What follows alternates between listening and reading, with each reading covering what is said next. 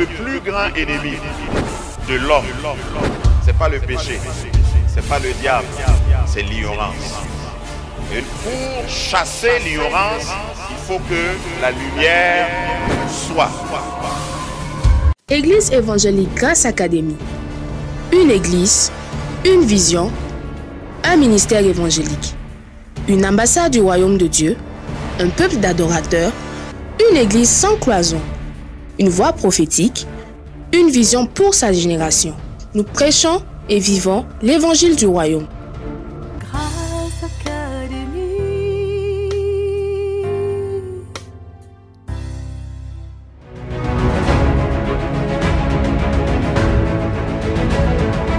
Lorsque tu t'engages avec Christ, tu prends conscience que c'est un choix et que tu es équipé, c'est ça ce que j'appelle être béni, pour un but. Ça veut dire que Dieu a certainement une autre montre, il est dans un autre fuseau horaire que nous. Parce que pour Abraham, c'était passé, c'était périmé, et Dieu dit, je vais te donner tout le pays là. Je vais te donner tout le pays à toi et à ta postérité. Ce qui se cache derrière ça, il faut que je le dise avant de continuer, c'est que toi seul, tu ne peux pas posséder le pays. Donc, dans ton entreprise, il faut essayer de penser générationnellement. C'est tout un enseignement. Il ne faut pas regarder et travailler juste pour toi. Travaille en pensant à ta postérité. C'est cette foi qui a poussé le psalmiste à dire « Mon âme bénit l'Éternel et tout ce qui est en moi. » Quand il disait « tout ce qui est en moi », moi je vois ses enfants, ses petits-enfants, ses arrière-petits-enfants. Tout ce qui est en moi. C'est-à-dire la villa que je n'ai pas encore construite, la voiture que je n'ai pas encore achetée, ça y est en moi. Les voyages que je n'ai pas encore effectués, ça y est en moi. Le mari que je n'ai pas encore rencontré, c'est en moi. Tout ce qui est en moi, bénis son saint nom. Dieu dit, je vais donner le pays là à toi et à ta postérité pour toujours. Quand Dieu bénit, il bénit pour toujours. Ça, c'est une bonne nouvelle. Quand il bénit, c'est pour toujours. C'est pourquoi sa parole dit, il ne se répand pas de ses dons. Lorsque c'est Dieu qui a béni, c'est pour toujours. Je rendrai ta postérité comme la poussière, verset 16, comme la poussière de la terre, en sorte que si quelqu'un peut compter la poussière de la terre, ta postérité aussi sera comptée. Est-ce que c'est possible? Tu ne peux pas compter la poussière, les grains de poussière. Dans un autre passage, il a dit les grains du sable au bord de la mer. Et chaque fois que je marche au bord de la mer, je pensais à Abraham. Quand Dieu vous parle comme ça, c'est sûr que ça vous pousse à sortir. J'imagine qu'après cette conversation avec Dieu, Abraham est sorti et il a commencé à regarder par terre. Est-ce qu'on peut compter les grains de poussière? Il y a quelqu'un qui va être submergé. Je le crois et je le dis, si tu crois en ce même Dieu-là, la bénédiction qui va venir sur toi, dans tous les domaines, on ne pourra pas compter. Maintenant, cette bénédiction ne finit pas de ton vivant, sinon ce n'est pas une bénédiction. Une bénédiction qui finit avec toi n'est pas une vraie bénédiction. Le type et le genre de bénédiction que Dieu disait et donnait à Abraham, c'est une bénédiction générationnelle. C'est-à-dire qu'à partir de toi, au milieu de nulle part, commençant par toi, il y a des choses qui vont se passer et les gens vont ramener toujours à toi. C'est-à-dire qu'après toi, on parlera de toi. Quand on parle de postérité dans la parole de Dieu, ça veut dire que ça commence avec toi, mais ça ne finit pas avec toi. Dieu, dans son plan, veut que tu commences quelque chose. Dieu, dans son plan, fait de toi l'initiateur ou l'initiatrice de quelque chose. Mais tu n'es pas la fin de la chose. Ça va se poursuivre. Je ne peux pas prétendre être l'initiateur et, pour emprunter les termes bibliques, le consommateur de ce ministère.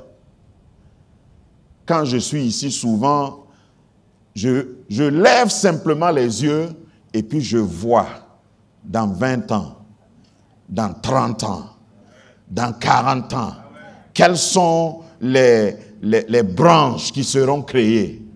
Et c'est comme ça que Dieu, lever les yeux, veut dire pense ainsi.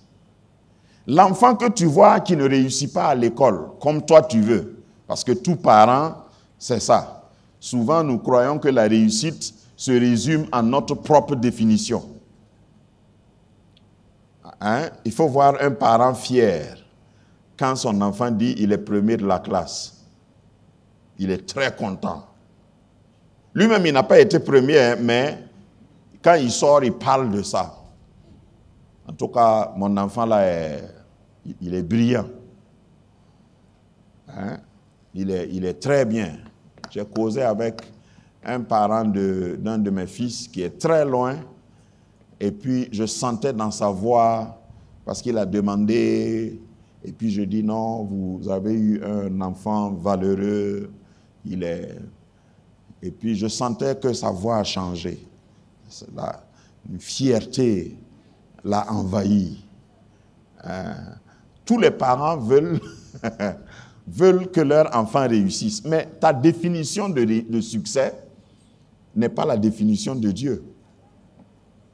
Il y en a même qui ont échoué dans ce que les parents les ont poussés pour pouvoir accomplir ce que Dieu veut. C'est Dieu qui orchestre, comme je disais au début. Dieu est derrière et il est en train d'orchestrer. Une fois que tu es en Christ, le préalable, c'est ça. Une fois que tu es en Christ, toute chose concourt à ton bien. Même les échecs. Parce que quand on dit toute chose, et ça, ce n'est pas pour t'encourager à échouer. Allô? Toute chose concourt à ton bien. Même les circonstances fâcheuses. Même le fait que tu n'aies pas cueilli la victoire que tu attendais. Toute chose concourt à ton bien. L'essentiel est que tu sois un Dieu, que tu sois appelé, que tu sois choisi, parce que tu es choisi et béni pour un but. La postérité dont il parle, dont Dieu parlait, du moins, concerne chacun de nous. Est-ce que Abraham pouvait nous voir? Nous sommes tous de la postérité d'Abraham. Abraham ne pouvait pas s'imaginer qu'il va avoir, peut-être qu'en son temps même le Burkina, mais c'est sûr, ce n'est même pas peut-être, le Burkina n'existait pas au temps d'Abraham. Mais nous voici ici. Et ton visage ne ressemble même pas au visage d'Abraham. Et puis on dit tu es sa postérité. Tu n'as aucune idée de ceux qui seront appelés de ton nom. De ce que Dieu veut faire à partir de toi. Il y aura une extension. Il y aura une perpétuation. Pourvu que tu sois dans sa volonté et que tu sois conscient que tu as été choisi pour un but. Dans les détails, dans la pratique, dans l'application, je vais dire, tu es là où tu es pour un but. Ne pense pas à toi seul. Ne vis pas pour toi seul. Dans le sens, vis générationnellement. À chaque pas de ta vie, à chaque étape de ta vie, pense à ta postérité. Tu n'as plus le choix. Si tu es en Christ, tu n'as plus le choix pour penser à toi seul. Chaque fois que tu penses, il faut penser à génération. Vous savez qu'il y a des gens qui font des choses qui vont éteindre leur génération. Ils posent des actes qui vont couper court leur génération. Je connais beaucoup de gens dans le monde, personnellement, qui ont changé de nom. Parce que le nom que leur père leur a donné, je parle du nom de famille, ceux qui ne sont pas en Christ, ils disent ça porte malheur. Et ceux qui sont en Christ, peut-être que le nom ramène à quelque chose. Quelqu'un dans le monde n'est pas fier de se présenter comme petit-fils d'Hitler, Adolphe, par exemple. Pourquoi? À cause de ce qu'il a été. Il y a des grands noms bien connus, mais personne ne veut se référer à eux. Dans ce que tu fais, pense à tes petits-enfants, tes arrière-petits-enfants, qui vont hériter. Parce que Dieu a dit que tout sera pour toi. En application, les souffrances du temps présent, nous dit Romains chapitre 8, verset 18, ne sont pas à comparer avec la gloire à venir. Ce qui peut encourager, ce qui peut donner le courage à quelqu'un d'entreprendre dans la souffrance, c'est quand il peut lever les yeux, comme Dieu a dit à Abraham. Parce que si tu penses à toi-même, tu vas à un moment donné te dire, quand est-ce que je serai libéré? Depuis longtemps là, je travaille. Il faut au moins que je puisse jouir de mes labeurs, de mes efforts. Hein? Je ne vois pas les choses venir. Dieu t'a appelé, il t'a choisi, il t'a béni.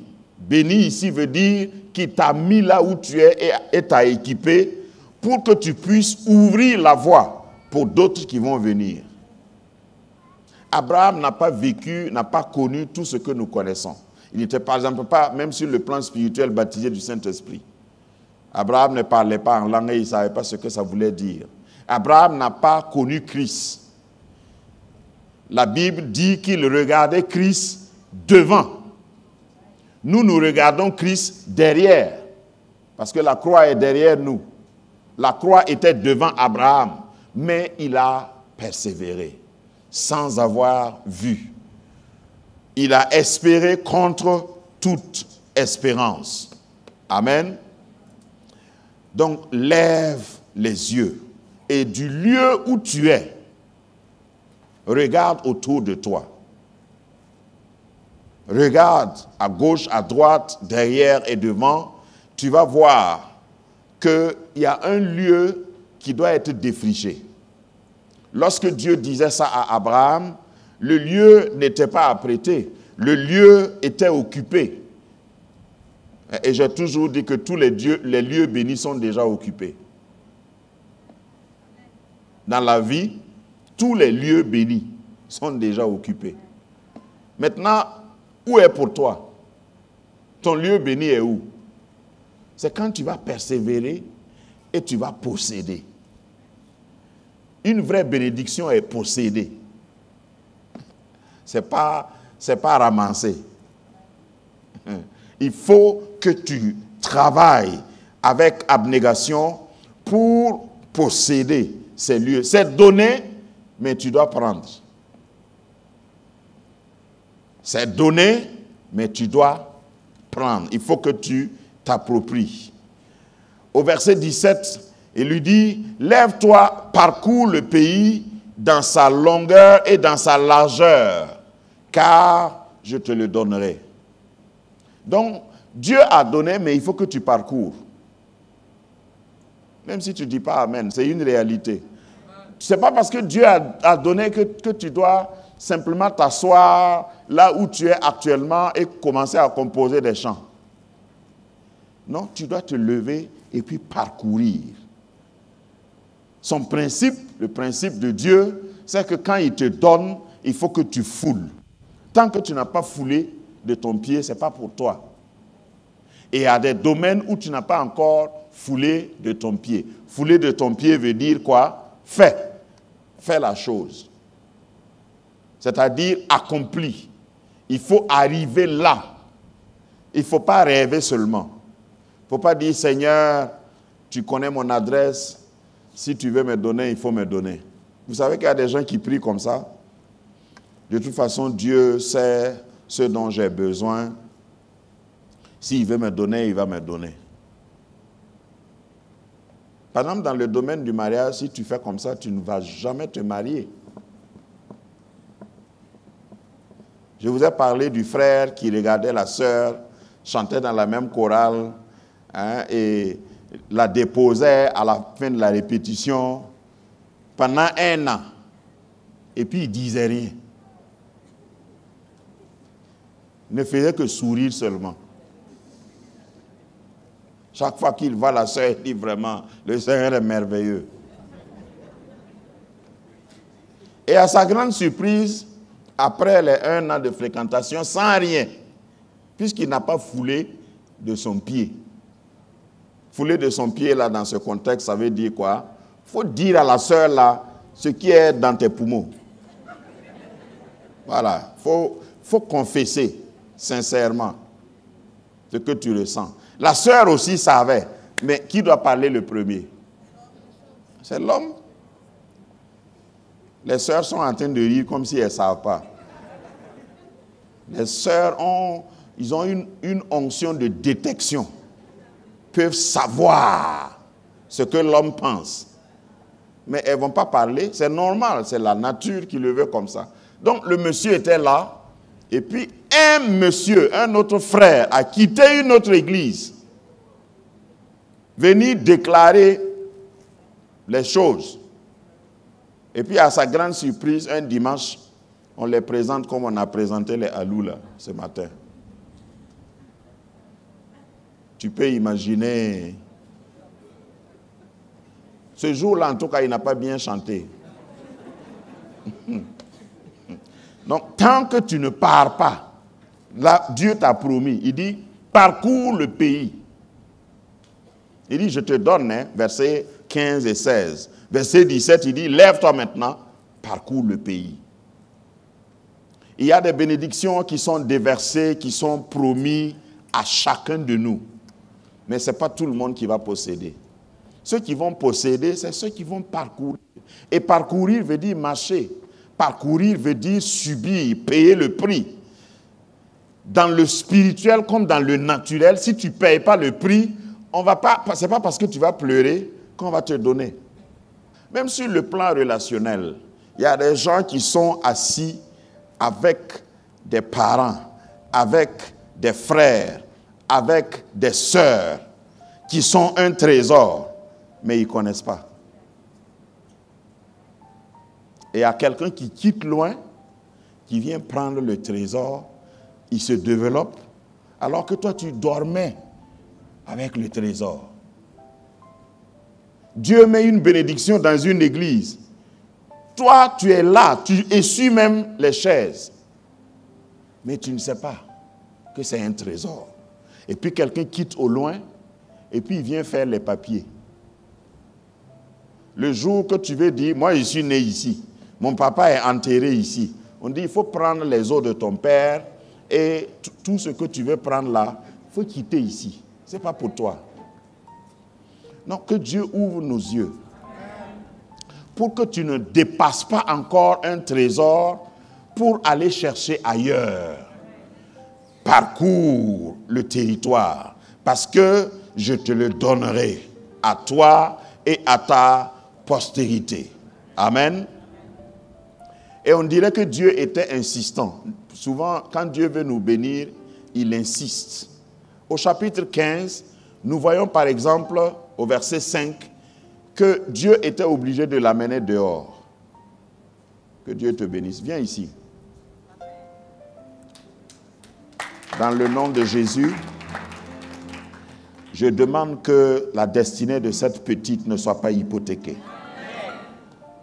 Merci parce que tu la couvres et tu fais d'elle ce que tu veux qu'elle soit. Au nom de Jésus. Amen. Amen. Amen. Je ne peux pas tout dire parce que souvent quand Dieu révèle, ce n'est pas qu'on dit. C'est pourquoi j'ai simplement prié. Mais quand elle venait, je voyais quelque chose. Qui est sa maman? Amen. Ok. Veillez sur cette petite. Après, tu peux me voir, je te dirai. Donc, si Dieu n'insistait pas, peut-être que Abraham n'allait pas le faire. Donc, au chapitre 15, au verset 5, il dit, il a tiré, littéralement. On t'a dit de parcourir, on t'a dit de lever les yeux. Hein? Peut-être que le vieux doutait encore. Moi, je prie que Dieu tienne la main de quelqu'un et l'amène dehors. Parce que souvent, quand tu es dans ta case, sous ta tente, tu ne peux pas voir les étoiles. Que Dieu t'amène dehors. Dieu l'amena dehors et il dit, regarde vers le ciel. Compte les étoiles, si tu peux les compter. Et il lui dit, telle sera ta postérité. Certaines personnes amenées dehors, là, je ne vais pas m'aventurer parce que c'est tout un enseignement dedans. Amener dehors, là, consiste souvent à ce que Dieu t'éprouve. C'est-à-dire, Dieu laisse quelque chose t'arriver pour que les écailles tombent de tes yeux. Amener dehors, là, souvent veut littéralement dire Dieu te délocalise. C'est-à-dire, des circonstances t'amènent à quitter ta zone de confort, ton domaine de prédilection. Et puis tu te plains, tu dis, ah mais pourquoi, Seigneur, j'avais signé un contrat avec toi, pourquoi tu m'amènes, je n'ai même pas demandé ça. Seigneur, est-ce que tu as oublié la prière là? Et Dieu t'a amené là où tu es parti, là où il t'a amené pour que tu puisses voir. Pour que tu puisses voir. Par exemple, à Ouagadougou, pour prendre un exemple pratique, enfin, dans les grandes villes, quand il fait nuit, on ne regarde pas les étoiles. Qu'est-ce qu'on regarde? C'est les lumières, tout ce qui est autour de nous. Mais si tu sors et tu vas là où il n'y a pas de lumière, tu vas voir d'autres grandes lumières. Amen.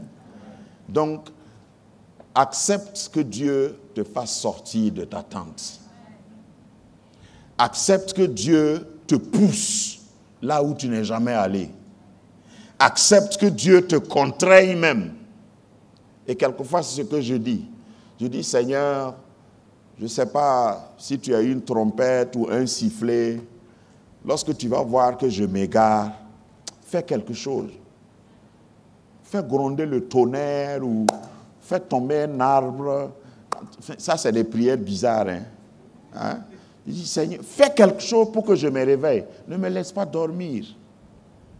Parce que souvent, tu peux croire que non, tout va bien, tu ne vois pas les choses. Dieu fit sortir Abraham et lui dit, lève les yeux. Et c'est important que Dieu tienne notre main. C'est ma prière pour chacun de vous ce matin à la fin de ce message. Que Dieu tienne ta main, qu'il t'amène plus loin, qu'il t'amène voir ce que tu n'as jamais vu, qu'il te permette d'aller où tu ne voulais même pas aller, afin que tu vois ce que tu ne pouvais pas voir. Que Dieu t'amène à réaliser que là où tu t'es arrêté, ce n'était pas la destination. C'était juste une étape. Que Dieu t'amène à refuser l'ancien confort. Souvent, tu es trop confortable au point que tu oublies que ce n'est pas tout le confort que tu as déjà.